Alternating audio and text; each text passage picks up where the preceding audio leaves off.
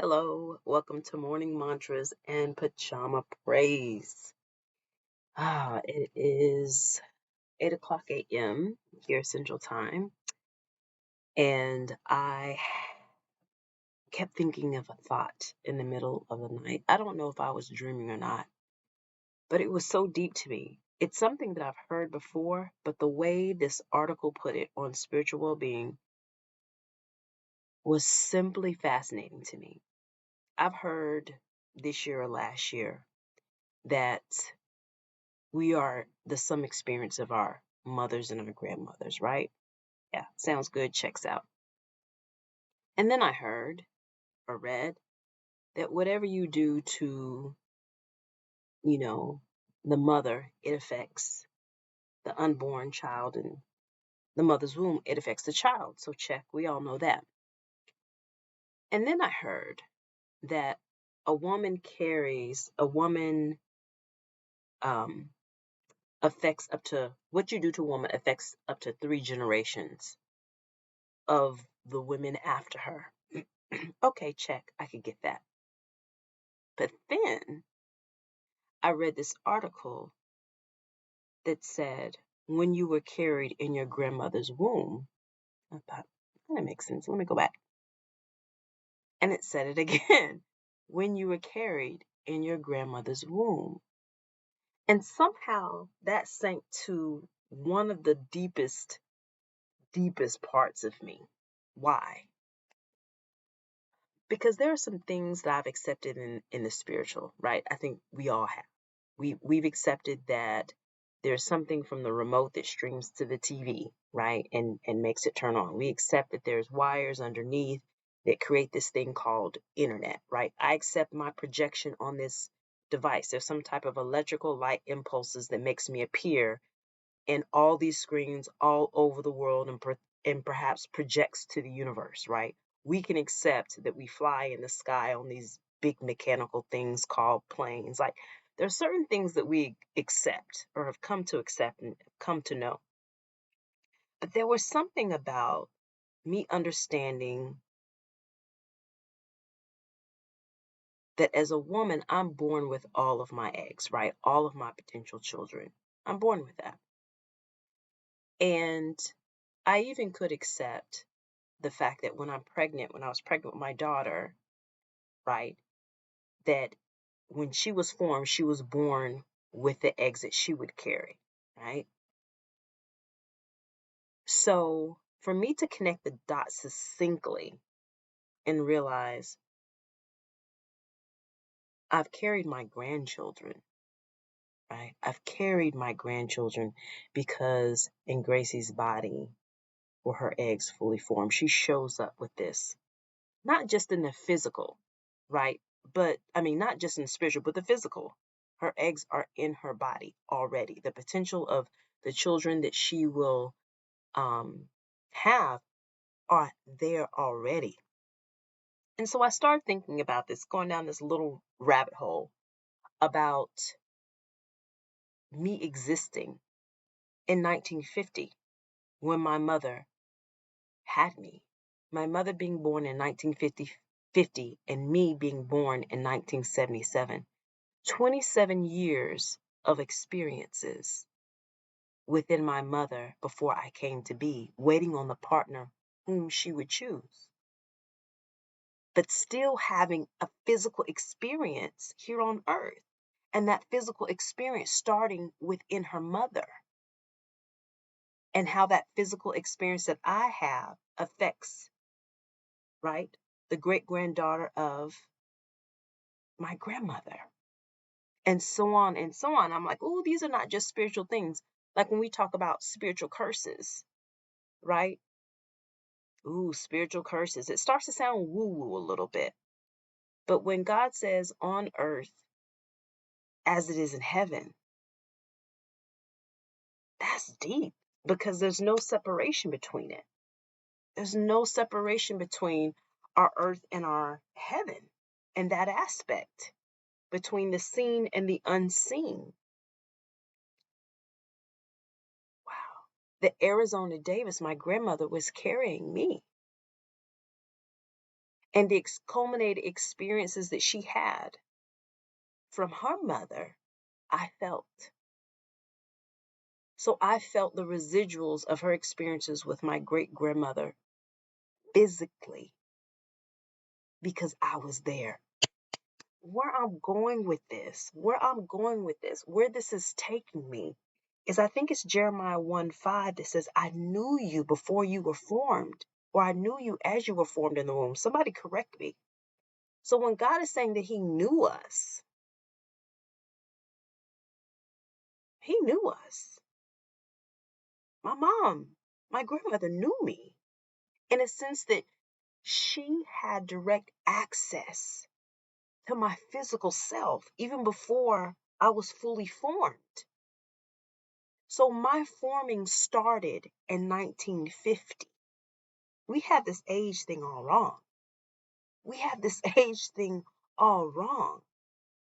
The egg that is half of me was formed in 1950, y'all.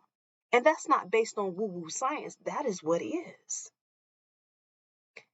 It's so deep with me because as I've reconciled my spiritual and physical selves, and as we have these habits that we don't know where they come from, these gestures we don't know where they come from, how we end up like our parents, it's because we were there. We were there with our mothers in each of her experiences, absorbing these realities in the physical, in the most intimate parts of her body. And so the psyche, the relationship, all that is what we call mom, all her experiences with a dad, we absorb these things because we are here on earth. Even parts of us that are in heaven because we're not fully formed. I don't know when the spirit comes in, right? I don't know when the personality comes in. I don't know all that. But I know that we were before we get here and that we get here much earlier than we thought. Than I realized. The other day I was having a conversation with Mr. Jackson, right, about love and care. And it takes care to a whole new meaning.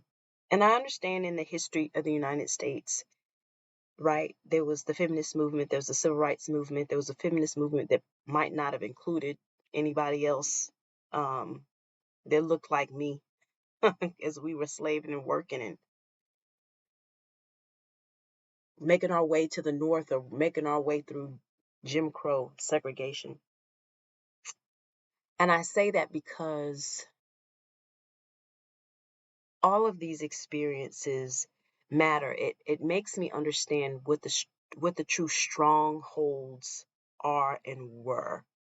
As I dip my tippy toe and celebrate 160 and get these workbooks done, the trauma that I feel from the women, the experiences that I feel from is visceral. And now I know why it's so visceral. Now I know why the pain of my mother and her mother is so visceral. Now I know why that curse feels so visceral. It's because I was there. It was because my mother was there with her grandmother. And she absorbed all of those hormones from her body into, right? We were there. And so when we pray, I was told by mentors that when we pray, when we heal, it affects 7 generations behind and forward. And now I see why.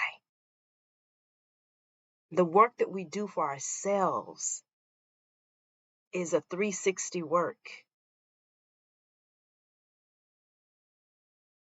Man, and the work we do, and this goes for men and women, right? This goes for men and women because the egg is the egg. The egg is the deposit for the sperm, who they tell us determines the sex, but the egg is the egg.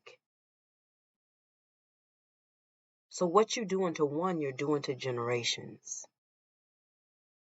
What you do to the 3-year-old, the 5-year-old, the unborn child, you do to generations.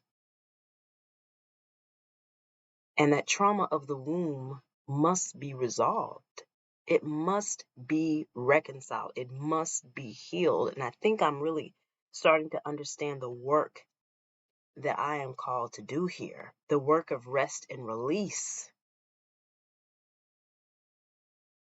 the work of the matrilineal line, period, but especially of the women who were brought here and set free 160 years ago. Sometimes I struggle with the illusion of fear and the illusion of loneliness. And today, this recognition helped me realize, even in the physical, we're never alone. My egg, the egg part of me has been here since 1950.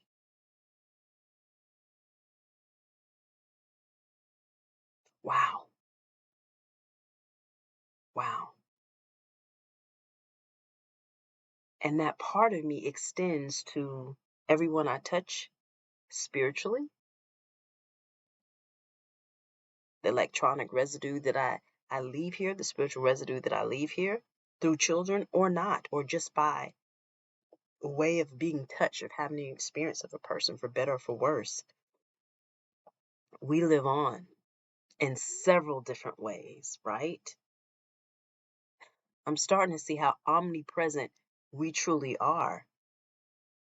Our memories, our signatures living along multiple lines and people, right? Someone's nose, this is DNA showing up on my face. Someone's eyes, these traits being carried on from person to person to person in the physical, but also spiritual traits. That there is a continuous cycle that goes on,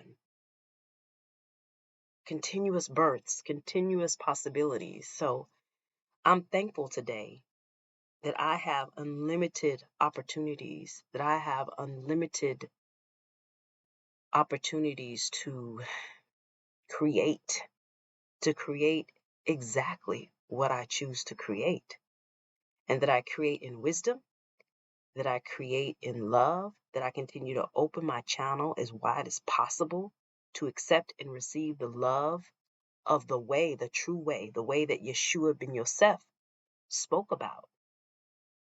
That's Jesus of Joseph. We call him Jesus today, Yeshua then.